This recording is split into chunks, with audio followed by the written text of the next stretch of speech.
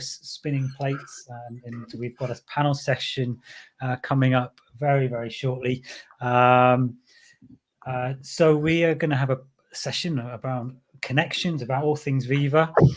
But yeah, how have you found and I'm joined here by Meta, who's going to be on our panel session. So how have you found today so far? Oh, just me here? Yes, it's just us two for the time being. Yeah. So, yeah. That's fine. No, it was good. I was a part of the moderating, so it was, and I had my own session. So, talking about favorite subjects, so that is always a good thing. But it was always nice to listen to the last one now from Microsoft, where they talked about the work councils, then the considerations there, and employee signals, how to listen to employee signals. And also the Viva Sales co-pilot we talked a little bit about in the beginning there. Now that was really, really interesting sessions. And then we had Ulrika talking about Viva Learning and showing how to do that. So it was lots of good learning, and it's so much fun to know all of this is live now. It's like, It is truly Viva around the world. Very exciting, and we are combined, even if we are sitting on different places in our own little satellites and around the world and different time zones, but we are one community. Yeah, no, it's fantastic. No, there's been some great sessions. So since I've been running the connections bit, we've had Leslie, we've had Kat as well, and it was a really interesting session. I don't really get involved too much in sort of change management and the adoption side of things, but it's really interesting to kind of hear about how that should be done, and there's a process there to do that. So, but yeah, understanding, how you build up that momentum. I mean, it's so important. I think more so it's with any system you're putting in, but really with Viva, it's so much around the people. That they're the ones, particularly things like Viva Engage and gathering momentum around that. It requires people to be sharing their stories, working out loud, and to do that, you need to get people to buy into it, to get involved, and as you build up that mass and a momentum in an organization, and it's only then really does it become really powerful stuff. You're building that community. Well, that's true. Yeah. And also see that because, many times, I'm a techie, working with technology, but basically we talk about technology and we do technology, but in the end, to make it fly, you need people, you need culture. And you need ownership, you need, like you said, you need to have that complete full picture. It's not enough to just put a car in front of your door. It's not going to drive itself. And then you need a driving license to be able to drive it. And you need to have some rules put down. Where are you allowed to drive fast? Where do you have to build the garage, or what kind of petrol do you use, or electronic, So there's all these factors, but you don't give all your employees a Ferrari and say, go have fun, drive. But it's kind of a good idea to at least teach them how to drive and where to drive. Yeah, that's right. I mean, so sort of, I've got I've got a small business. There's 8 of us in it now. I was going to say, Simon, if you did want to give all your employees a Ferrari, I could be interested. They've all got the Viva suite. They've got the whole Viva suite. What more could they want? That is exactly. Ferrari. That's our Ferrari. So, but part of it was getting people to kind of share their share knowledge and share information, and so we ended up using Viva Goals to kind of set up some objectives and some key results and measure that, and to kind of give them permission, and as well with learning. Getting, saying, it's okay for you to spend half a day on Friday to learn about new things and stop doing project work. And, oh, really? Right. Yeah. Actually, if you don't, you're going to sort of, you're not going to learn, and you'll do bad on your OKRs. So, so it's kind of a way to give permission for people to get on and learn. And, it's so important to foster that learning organization. And that sharing organization. But I And now mean, I we're use Viva all Insight. Sorry, I'm interrupting you. go on, you say insights, yeah. Yeah, no, with the Viva Insight, you actually can set learning time, and then when you use that functionality, you are kind of protected, because then you don't in your teams it will say that you are not to be just. I mean, something is there's a status is changing there, so Yeah. you won't get the ping ping all over the place. You are in focus for learning, which is important. But then you need to Which is be able, great for watching sessions like this. So there's an idea for some people. for example, and then if companies are not investing in their employees learning, I mean, how do they expect them to deliver? I mean, you need one thing. You're not a milking cow, you are. But yeah, because you need to, how can you get new ideas, improve your services, improve your products, if you are not stopping enough to see what else is happening around in the world outside your own company or even your own network? You need to see outside to see the bigger picture. Yeah, absolutely. It's incredibly important. I mean, there was a project recently where we had to take everything out of one Dynamics environment and put it into a new Dynamics environment. About, I think the week before, someone had read a bit about copying environments in some Microsoft Learning. It's like, okay, we were going to just build it from scratch. Wait a minute, we just click, done. I mean, it's it Magic.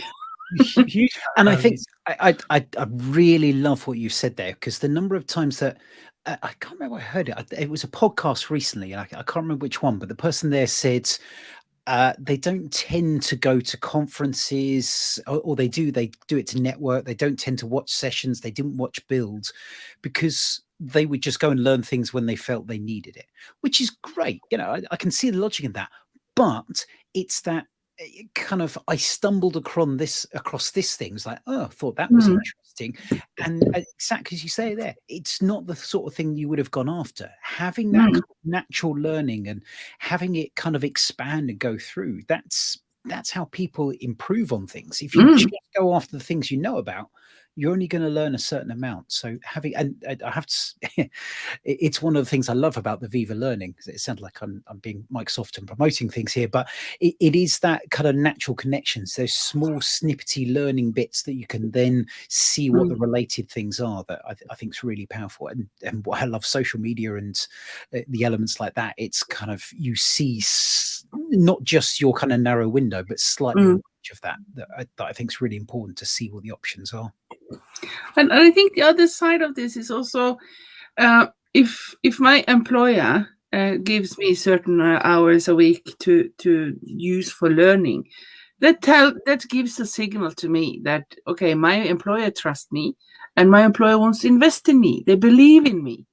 I think sometimes that can be forgotten, and the other way around. If you kind of, learning is something you do on your free time, and say, okay, that's how much my boss care about me. Let me find somewhere else to work where they actually give time for learning. Yeah. So that is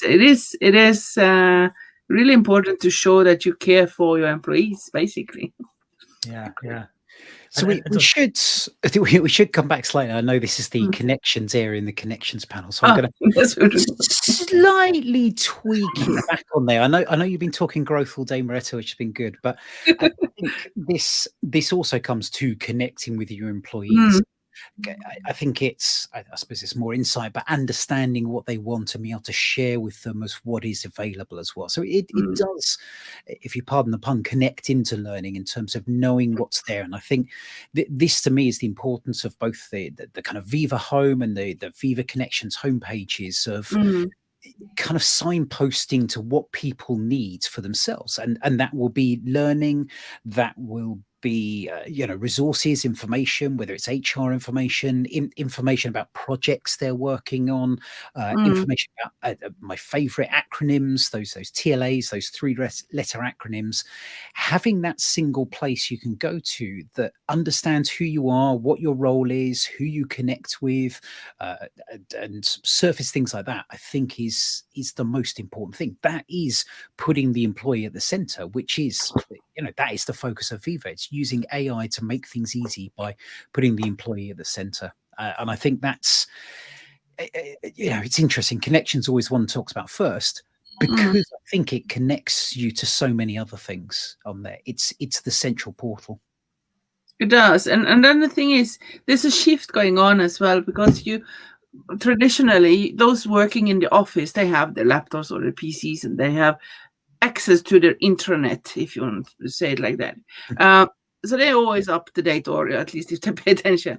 But the thing is, now there's a shift, because bringing Viva Connection in, bringing the information on intranet plus brings it into this one. So I can, even I'm working as a gardener. Was that in SharePoint? Yeah. Was that brings it into SharePoint because you got the sticker on the back of your phone? Always SharePoint. Everything's SharePoint's always in the bottom. But yeah, if I'm working as a construction worker, if I'm working at the bakery, or I'm out on the fish farms, I have the information. I have my hour. Yeah, I have my hour registration in the adaptive cards. I have the shift button, in that, and then I only need a phone. That's all I need to be, and then I'm part of the same. Before there's like a division between those out in the field and those in the office, but now we are all on one company, connected. Yeah, exactly. Do you know, I keep saying it, but it just keeps naturally flowing on there as well. Connects. But no, I absolutely agree with that. And the reason I'm holding up this device is something we're working with actively. Are these kind of this is one of the Zebra devices. For those in the UK who've been to Sainsbury's, you'll see those as the scanners. They're ruggedized devices. I love this one. I can turn it on and it will last for days. It's got decent battery on there. I can drop it, but it's designed to bring that same experience as we're used to on the desktop to people more on the mobile on there, and the capabilities of those shared devices, so you can log in easily using your phone, having that message that comes through that you can log out once and it will log out all the different devices, so it's secure on there. You can set timeout policies. Things it could be a little bit quicker and nicer on, but they're getting there, and I know there's some things coming that will enable that even more effectively as well. But you're absolutely right. It's bringing that same connection, that same link to the information in the same personalized way as well. I think that to me is the key. Is it's got to be relevant to you. If you gave someone the reams of stuff going on, I'm really bad at kind of looking around as I'm looking at the streams of information. You can't do that on a small device. You can't do that when you're out in a fish farm in the middle of nowhere. You've got to get what's relevant to you as quickly as possible. And I think that's where I love that capability of connections to bring that summary feed, to bring those dashboard elements through to get to what you need. And I think that is one of the magic parts to it. And also now it's easy to log on, because you don't need to have this. Before you had that, those out in the field, they don't want to use a lot of hassle logging on. Now you can just log on in SMS, and it's easy. Character password. Trying to remember a 15-character password while you're knee deep in a salmon. Good luck with that. Yeah. It's a really good point, though, having thinking about those dashboard cards and thinking about the audiences. At European Club Summit last week, Liz Sunday was talking about I was getting the menu for the cafe, which was in Seattle, which was like 3,000 miles away. That wasn't really useful to me. So thinking about using audience targeting and saying, right, well, actually, what is it that people should see, and thinking about, so that you're filtering out those cards, so that people will only see what's relevant to them as well. It's a really important to it. And you've also touched on something there that I think's really important, and I think really interesting is it is really interesting, but it's when you get that wrong as well. So if you kind of assume someone's in Seattle, whereas actually they're remote and they're based a long way away from that, and they keep these these great coffee events that are happening or drinks that are happening that aren't relevant to them. We're talking Viva today an awful lot, and Viva is all about employee experience. There is nothing more frustrating than being told something fantastic is happening that you can't go to. And as someone who hasn't been to an in-person conference in, we are coming up to 6-7 months now, seeing all the people going to MVP Summit, going to Builds, to Collab Summit, so many different Collab Days events, Oh, yeah, it's really depressing. So being told something good's happening at work, I can't really blame anyone about, well, I can blame my son, and I do, for him having exams. But when it comes from a company, you blame that company, and you're putting yourselves on the back foot of that employee experience. And so the other point I was thinking there is, A, make sure you get it right, but how do you know you've got that right? I don't know if this off the wall question here, but that example you gave there, Simon, of Liz seeing the Seattle one, and she wasn't based in Seattle. How do you know that's wrong? Because there's not really a feedback mechanism directly, is there? No, but maybe that is a great use for an adaptive card. You know, we could get an ACE card, which does allow someone to give feedback through that card. Yeah, you know, but again, it is asking for feedback, and I know there's some new Viva. You know, when hopefully when Viva Pulse or something like that came out, that might be a way of being able to Viva Glint as well. Yeah, being able to kind of feed that back to your manager, and then they can then pass it back as well. So but having feedback is really important. And it could be, if it's internal, it can be just in a form, but if it's directed, for example, to Microsoft, then you just need a link to the Microsoft feedback form forum or Q&A. Yeah. You're talking about one of my things I hate, that standard feedback button that goes to Microsoft. And we, at a previous company, I think it's changed a bit now, but it used to be a really prominent button providing feedback. And we managed to get a log of what was sent to Microsoft that was all about the contents that were on the page. So they weren't feeding back on SharePoint. They were feeding back on what should be confidential material, potentially was being fed back there. So I'm not the biggest fan of that feedback button, because it's not clear who you're feeding back to. Then for internal feedback, then adaptive cards could be a good option, because then you have your internal form, which could be linked to a SharePoint list, with Power Automate. So, yeah, absolutely. Yeah. Yeah. No, I think that feedback's really important. And the other one's the analytics. And I know, again, a love-hate one on this. Microsoft Clarity, fantastic, amazing tool. And that's where you could get that, because you can get that dead clicks, or you can see it actually tracks angry clicks. So where people try and click on something and shake the mouse, it kind of tracks and analyzes those. And I haven't played around with it yet. We do have it on the Viva Explorer's site, so I keep meaning to track there. But there's now Copilot for Clarity, which is interesting, and looking at that. But that would give where someone like Liz clicked on the menu, sort of shook the mouse. It doesn't record your video or see you going as far as I know. But having those analytics built in could be really, really powerful to understand. I would add, because I know a lot of people look at Clarity, do read the terms and conditions, because Microsoft effectively takes any clicks you have, and they have permission to that data. So if you have confidential information in your page titles, you could be sending that page title back to Microsoft. You don't own that data. If there's personally identifiable information which you have a regulation to wipe, that's now with Microsoft. It's not their regulation. It's your fault for sharing that data. So do make sure you intentionally use it and understand the impact of Clarity. It's not just a fun free tool, because you'll pay for it somehow. I mean, thinking about that on the feedback, and why would you not have the ability to have a smiley face or a frown face on an adaptive card? To be able to click on that, and that Great way idea. you're giving back feedback. But again, like you say, it needs to go internally to your to your sort of knowledge managers inside the organization. But yeah, that might be a nice way of doing it too. Yeah. Sure. So, Simon, can I ask you a question? We've had some good sessions. I caught a bit of Kat talking about adaptive cards, and we had Nandeep and who's Mrs. Smita, isn't it?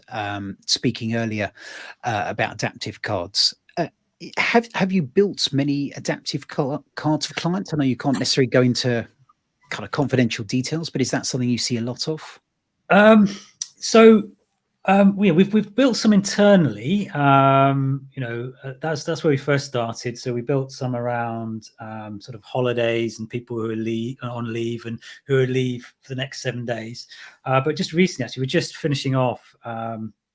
We built something for a company. They build fiber optic networks, so an ISP, and they wanted a way for their sales and marketing teams to see where these connections, these fiber optic connections were coming live, so that they could start their sales and marketing processes to start getting customers on board in those areas. So we've just sort of built. I think it's version 1.5, and there's another version coming on because they wanted some more data in there. They seem to like it, and it's giving them it's allowing them to show the organization, albeit we are using audience targeting to say sales and marketing. You can see these cards, and that's really giving them something which they haven't had before. It feels like with the ACE cards that they've been a slow burner. I think people have been kind of hoping that they can just get things off the shelf and use it. And as people are realizing a bit of what's there natively using the standard adaptive cards, I'm really seeing it start to get ahead of steam. And I've suddenly forgot his name, but someone, a fantastic person in the community, has been creating the Viva Connections toolkit to help accelerate the build out of those cards to make it easier to develop. I think I still feel that a lot of organizations were burnt by on-premises SharePoint development, the amount invested in there, which they're now having to unpick and redo, or it's never quite worked that well because it used to be horrific to do. And a lot of people are trying to keep to things like Power Platform or even just native out the box and trying to make as much use of that and trying to stay away from dev. But it feels, I'd say even in the last 6 months, they're starting to see more momentum about building these custom cards and really bringing that data from the system. So like the frontline workers you were talking about earlier, Maretta, bringing that data to them and being able to track that on those devices, kind of pulling out, not replicating all functionality from systems, but pulling out the key items like you're saying there, Simon, the leave booking, making it simple, nice big one. You've got leave coming up. There's nothing better for the employee experience than knowing you're about to go on holiday. There's nothing worse than knowing you've just had a holiday as well and you haven't got another one for a while, but that's a different story. But I think that custom development and organizations feeling comfortable enough to go in and build out those systems has been fantastic. I personally would like to see some more low code options that can connect to data in there. That'd be really nice. It's if anyone wants to speak to me and it's got a bit more time and development pace than I have started on building a kind of Power Platform connector, so you can kind of, it's not quite plug and play, but you can build up your queries and it will render things using the cards, so make it easier for people to do that. Because I think Copilot can help with that, in a few months. Well, so interesting you say that. So, I mean, Copilot could have, ChatGPT now could help with building that code. I think Copilot, yes, but then Copilot's not going to render things for you to see. You're going to have to actively go and type something or do something for it to trigger. And again, this possibly fits a bit more with what I was saying about people being kind of encouraged to do more development. We have builds. Gosh, it was only last week. It's been a long week. We've had builds on there where obviously focused on development. And one of those things that came out from there was the extensions for Copilot. So this is, again, people having to do developed extensions to bring things into Copilot as well. So I think Copilot will help with that. Will also help encourage people to want to bring their own data into that. Yeah, make it a bit easier. Because it's not always easy to find that right way to write that code. So, but But I'm thinking also these adaptive cards doesn't have to be just, you know, the Microsoft products, but it can be any kind of, if I'm an architect, if I have a drawing system where we have all our drawings, for example, and I'm an architect out on a building site, then I can take a picture or find that drawing directly from that adaptive card. Perhaps, I'm just guessing, I haven't tried it myself, but that's how I see connect the tools that you before had to do something manual or on your phone and then go back to the office and open that program on your computer. You know, you don't have to, you can kind of link it in directly on your phone or your iPad or whatever you have. Yeah, I think some of those as well. I mean, I know there's it was talked about in one of the community sessions on Tuesday, but you're going to get more the bot framework behind this, so you're going to have more better ability to be able to do more dynamic content, be able to have more options to be able to gather that information and respond to it. So yeah, so I'm really glad you brought that up, because I couldn't remember if that had been announced publicly somewhere or not. So at least if you've got in trouble, you've got it. Just it's recorded that Simon said it. No, I think you're right. It was on the P&P call, wasn't it? Yeah. Yeah. So no, it's good stuff. Yeah, I don't know. I mean, I just wanted to mention the Microsoft Build session. There was I was tweeting about it the other day. There's Learn to Code with Mark and Scott Hanselman, and that is just a great session. Just, you know, to think about how AI and development can be enhanced using AI. It's a really good session. In it, they build a game of Asteroids, a multiplayer version of Asteroids, and it's it kind of quite. Do you know what we should do, Simon? We should get a session with two people who aren't developers and see if they can do the same thing. Maybe Maretta, that's a future session. That's fun. I'm with you. I'm not convinced, if I'm honest. Every time I've tried to use ChatGPT and others to kind of build the stuff, it's given me mismatching things that use a slightly older version, then a newer version, and it mixes them together and it looks lovely, and try and compile it or run it and it just goes bleh. So I loved that session, but the reality... Yes, no, true. But at one point they did ask it, didn't they? And then it gave something which wasn't right, and they looked at the code and went, that's not right, that's missing a lot, and asked again, and then it came. But yeah, you're absolutely right, and that's the thing with these AI tools. They are, they're support. They're not the end, you know, and it's important that we recognize that. Definitely going off on here, but I know Maretta, your boss, Stella, who's speaking on one of the other sessions now, we did one where we recorded doing the OKRs for the Viva Explorers. Maybe that's a future video we can do, is we sit down with you and go, right, let's code a Viva Connections dashboard card from scratch using ChatGPT, and we'll just kind of watch you and guide you and chuckle slightly when it gives you the wrong thing, that sort of thing. Quite interesting. Anyway, it's fascinating. But then, you know, it's like you need to know your stuff. It's not just to write this a question and then whatever comes, but it is, you need to have the skill and experience to see that. For example, then you have this set of codes and you say, oh, this is wrong with a comma, it should be a point, or it should be a semicolon or whatnot. You need to know the language. You need to understand why is this not working, because it's just I have a feeling Zoe was watching for a bit, so let's stop talking about Copilot, because she suddenly magically appears when Copilot's mentioned a lot on there. So we talked a bit of kind of general connections. We talked about it being that home and hub. We've talked about kind of the cards and bringing your tools in. What about news? What's maybe I'm going to go to Maretta as the queen of SharePoints. You know, what do you see as the important things about news within kind of connections? Well, I think before that, it's something, before traditionally you had like internet. It's like, this is where you have your guidelines and very static information. And as far as I see, internet now is more of a fluid thing that happened. What I sometimes say, I compare it to the elements. I said you have solids, you have fluid, you have gas.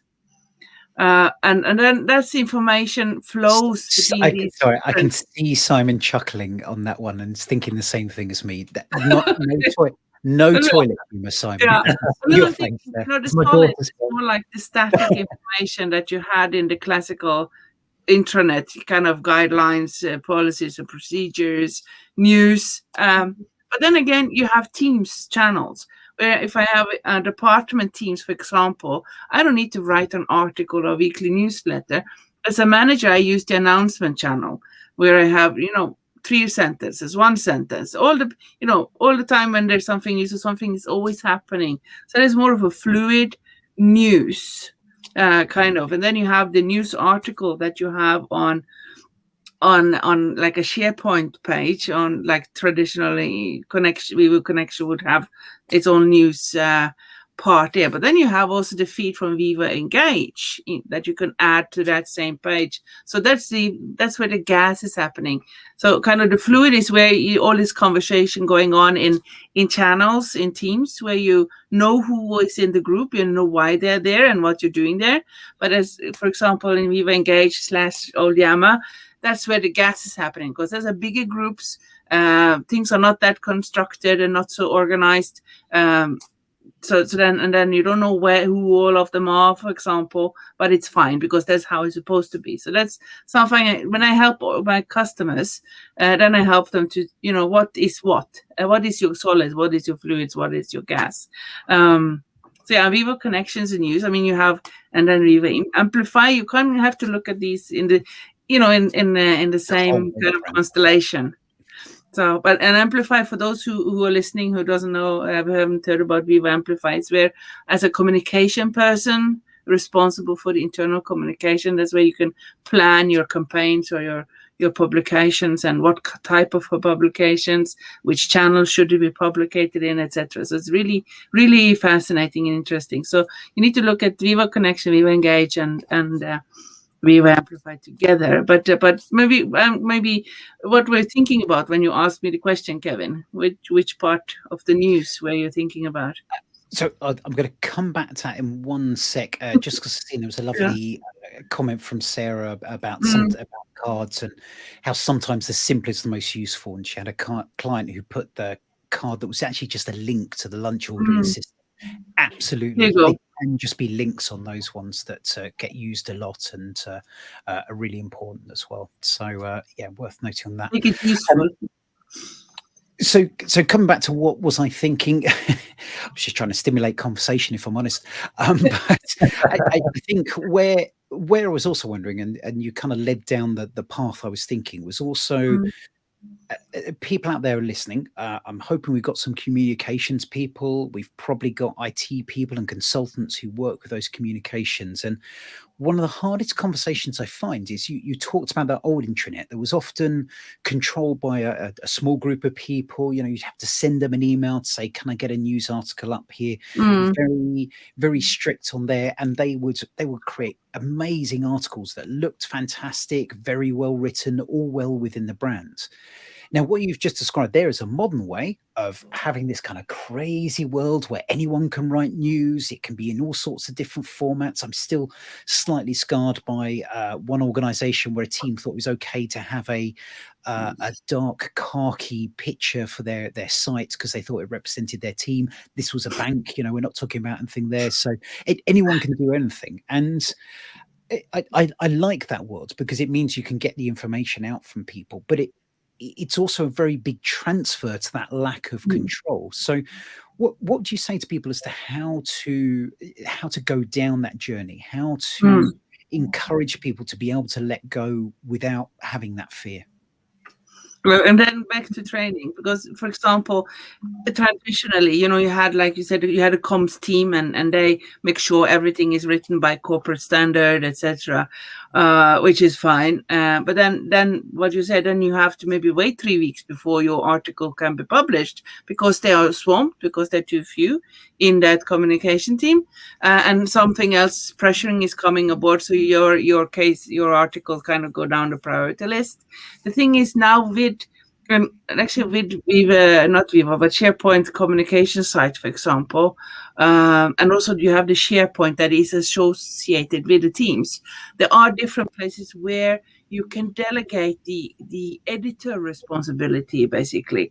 So before, if I was manager of a department, and I wanted something, and maybe I was um, lucky enough to have a page on intranet about my department, but of course I was not allowed to write anything on that page, so that's why I have to wait in line. Right now I can have my own SharePoint site for a communication site for my department, and then I can engage all my team for different areas of that SharePoint site, and they can publish, and then maybe I need to approve it.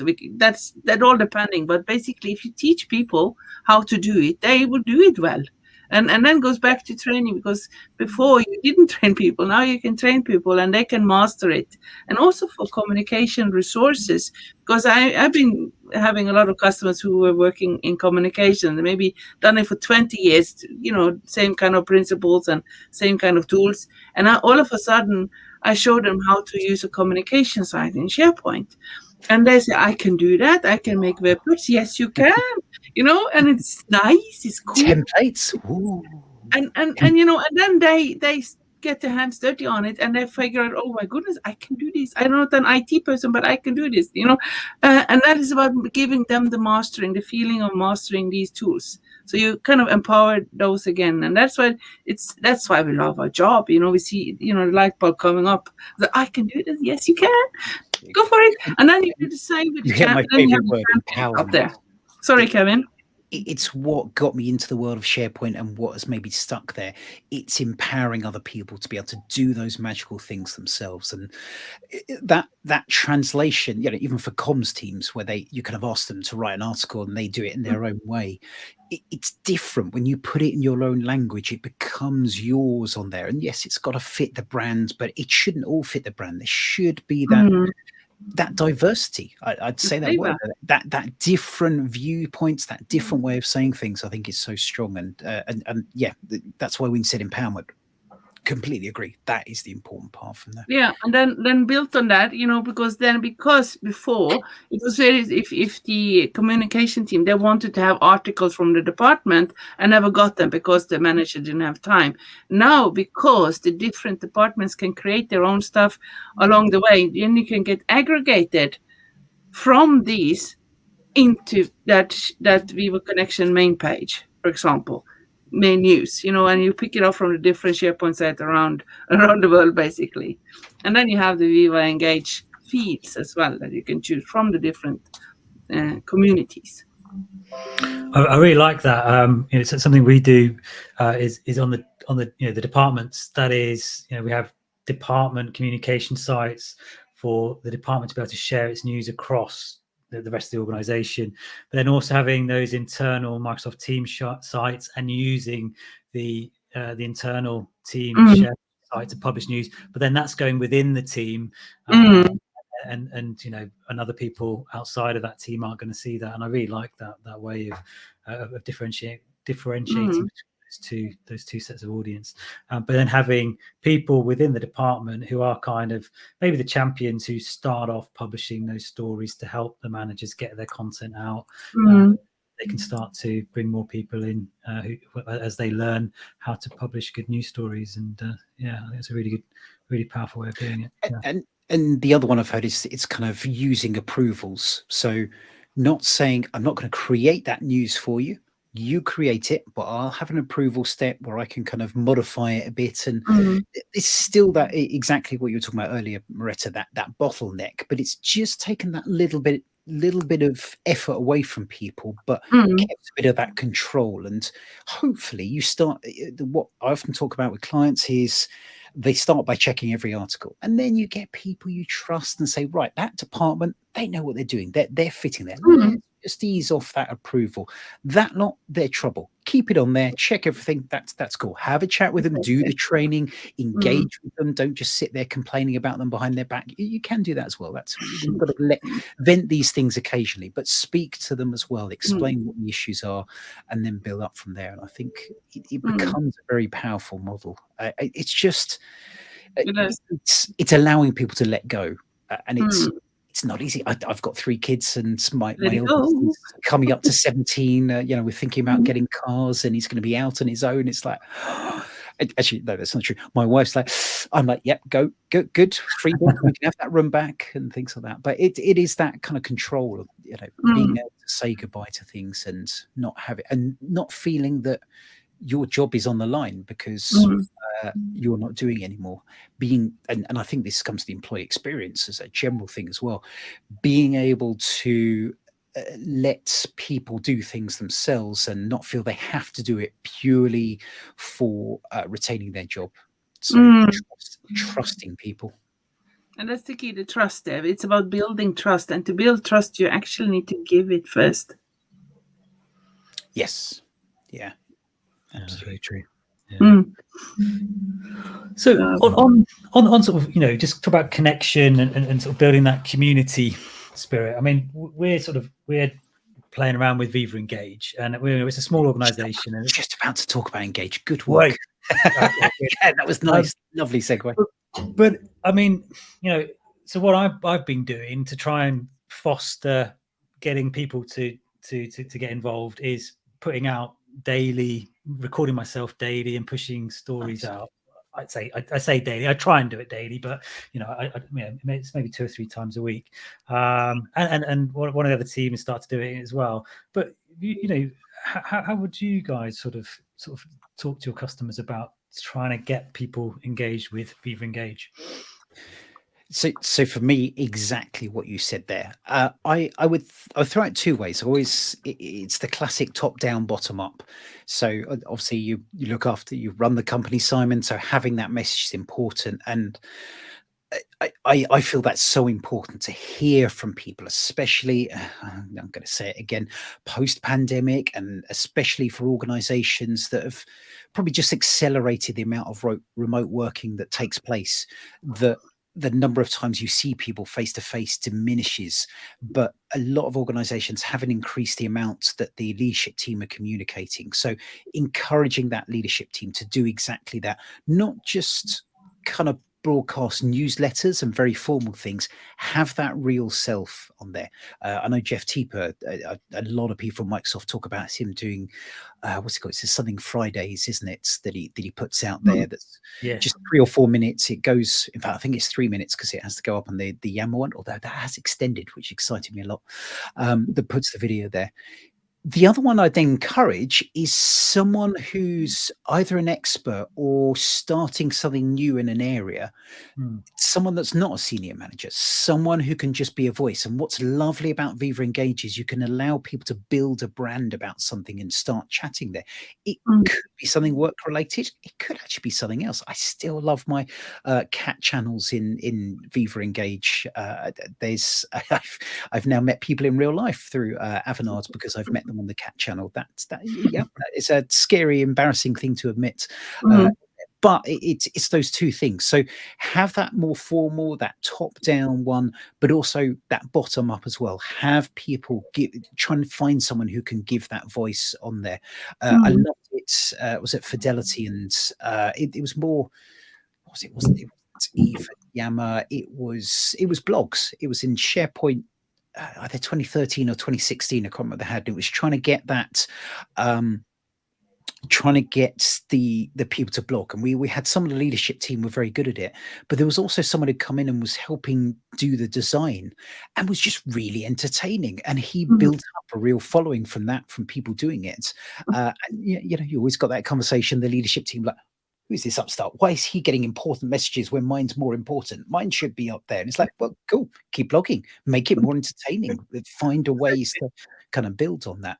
So that's why I sort of say that's 2-angled review, basically. Not review, 2-angled approach. I don't know what you think, Marita.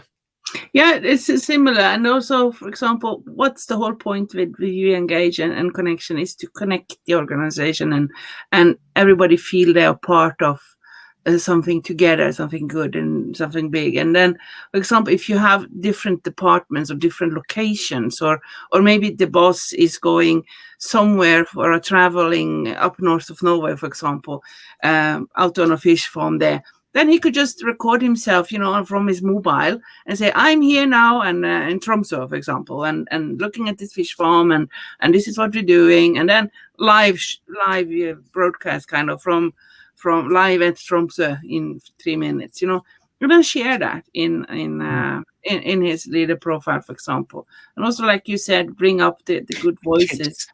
Just very, very quickly, I love the fact you're in Norway and you have decent infrastructure and you can actually record videos and share them straight away from a fish farm. Whereas in the UK, if we're in the middle of London, quite often we don't have any signal and it won't work there. So that's sorry. Oh, yeah, given that you have a network, that's a risk, because you always have, but what is the risks as well? So given that you can, but it is connecting, and also just, for example, if you have different locations, have like a kind of a photo competition, especially during summer or when it's warmer weather and people are going outside to have lunch. Let's, on this Friday, share your lunch video or your picture of where are you eating lunch today.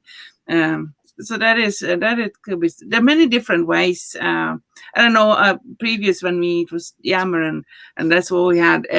Then a customer, they did like a complete advent calendar on their Yammer, where the management group was enacting a popular series going on, but of course in the color of the company. And there were I have years, and this was the older. So that was excellent, you know, to kind of have. It was funny, or funny because it was so bad. Yes.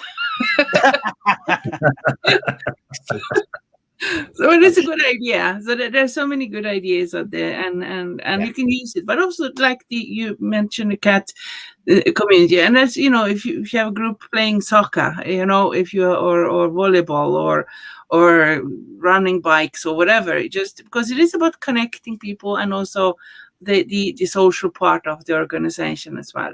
Because you build connections and out biking, and all of a sudden you start talking about Power Automate, you know. So you never know. Although I can't remember who it is. It's someone in the community who's like, stop talking about pets and cats and things for the channel, because there's a corporate use for this. And I think I partially disagree. I think having that social, exactly you saying, Maretta, is a good way of getting to people use it that then expands into the more corporate side. I've seen it time and time again that people build the momentum there and use it otherwise. But I think also looking, the other one I would say to kind of Simon's original one is to look at specific solutions on there that would fit that nicely. So get it, something to get feedback. My favorite one, I can't remember, I think it was on the panel session earlier, I was talking about, was for a large charity, very Christian-based charity. And they had their prayer network, so they would share prayers and kind of had comments on those. They had their hymn network, so people would share the hymns, especially around Christmas. So it was particularly period based within there. There's a real purpose that again fitted to their overall organization purpose, but it kind of gave them the reason to go there. But then it expands. You need to let that expand out into other areas as well. So kind of encouraging specific solutions, but then supporting where it goes off in directions you didn't expect as well. One example here, what you could use it for, is to use the opposite advent calendar. That is where, instead of you getting things from the calendar, you give things to the calendar and then give it to some kind of organization, either homeless or whichever in that area. So then you can coordinate where do you deliver your Advent gifts to, and then it's given out on a certain date to an organization. So that is something you can organize, because then you show pictures. This is what we gave. So there are many different ways you can do it. Makes sense, because people want meaning, you know, they want something, they want also give back to society. So give them, so actually engage a channel there could be a good place for that. Yeah, definitely. I've just created I have created a pets community just now, actually, just because I think it's a great idea. Also as well, it's about it's always popular. Yeah, and it's about learning how to use the tools as well, isn't it? So when you start, you know, talking about, asking questions about, you know, what dog food should I get, or what cat food, you know, you're starting to learn about the questions and the discussions, and maybe you want to hold about your favorite type of dog or whatever it might be. So, you know, you're starting to learn how to use it, and then that filters through to the business scenarios. So yeah. My only caveat is you realise who the crazy cat people are, like myself. So that can be a little bit scary. So. Good group. Yeah.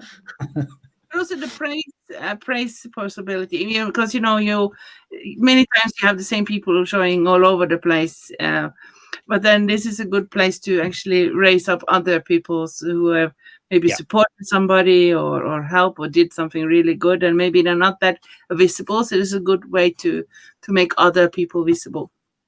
Yeah, and that's a good way of having because you can tag people, and I love what you were saying, Simon, about doing daily. I think you're very brave doing that, but having that regular cadence, so maybe not daily, but on a weekly basis, maybe not employee of the week, but something like that on a regular one, that it's going to get some announcement there as well. Yeah, that's good.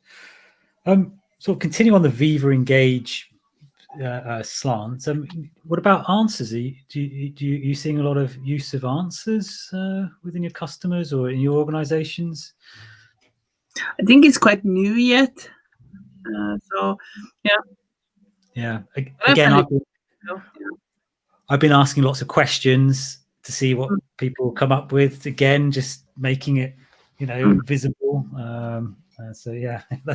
Again, I'm pausing and smiling slightly here. We were going to have an Avanade case study as one of the first sessions today. Unfortunately, poor Rebecca Jackson has come down very ill this week, so couldn't give that one.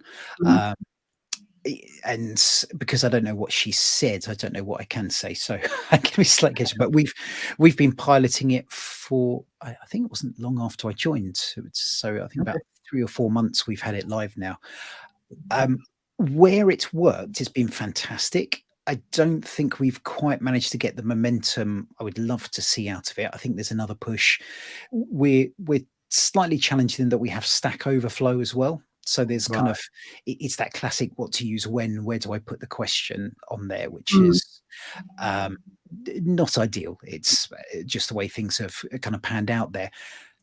I love it though, where it does work, and the kind of badges, the fact it's kind of knows where you're an expert, it knows what you've talked about, and the questions it has surfaced to me have been spot on. And I get a lot of Viva questions that appears up there when people ask them. And most of the ones we've kind of been probably a bit like you, Simon, is asking questions that I kind of know the answer, or I don't really need to know the answer. It's kind of a generic thing, but it's been very strong there.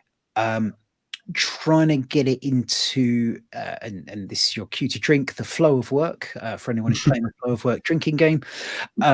Trying to get into there, I think it doesn't, I haven't quite felt it's natural. I feel I'm having to actively go there at the moment, and I think it's again with a lot of these things, it's that momentum, and then I know we are looking to do another big push on that. So I think as a tool, it's fantastic.